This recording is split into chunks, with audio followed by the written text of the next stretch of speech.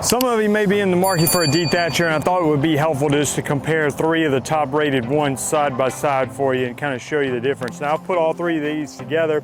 I have used all three of these and wanted to tell you some of the differences. Now over here, the yellow one is the Rock&Rocker, the middle one is the Joe. This one is the Greenworks. Now for some of these there may be different models, like for instance Greenworks makes more than one dethatcher, but this particular Greenworks is 10 amp and 14 inch, the Joe is 13 amp and a 15 inch, and the Rock&Rocker is 15 amp and 16 inch. So just like the specs give you, that the Rock&Rocker does seem slightly more powerful than the others. But let me just say this. I put all these three together. Assembly's no big deal. You're basically attaching the handles is the main part of them. They're all very similar. They all have a place where you can wrap the extension cord, because these are all going to run off of electricity. So you're going to put your extension cord through there. And of course, it's going to plug in. Very similar design on all three of those. Few of the differences between them, the Joe and the Rock&Rocker. So these two both come with a bagger. Let me say this, the bagger works decent on both of those. But one time when I had a friend of mine, we were dethatching the yard, and what we did, we ran it without the bagger, and then he came behind with a push mower with a bagger, because that seemed to actually pick it up better than the bagger that comes with. So I'm not saying the bagger doesn't work, it definitely collects some of the clippings, but it may not do as well as the push mower with a bagger.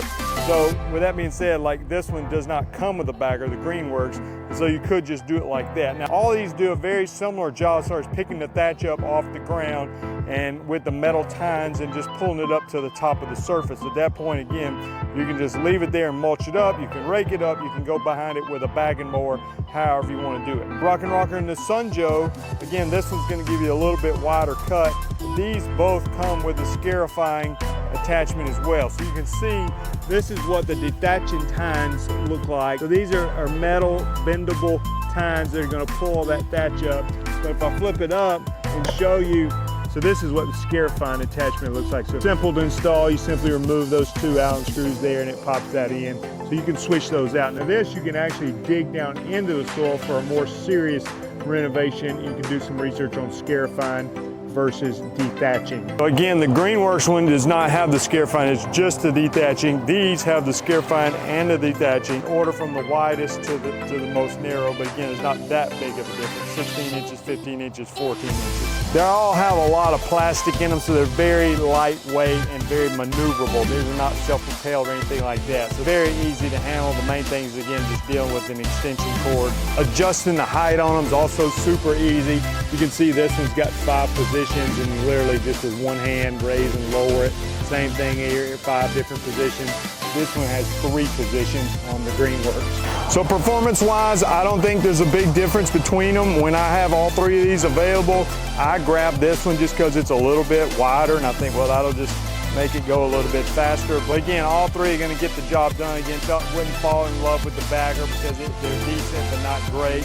But dethatching does have some benefits to your lawn. But just understand this, like if you got a little bit of grass clippings on your yard, that's not necessarily a terrible thing.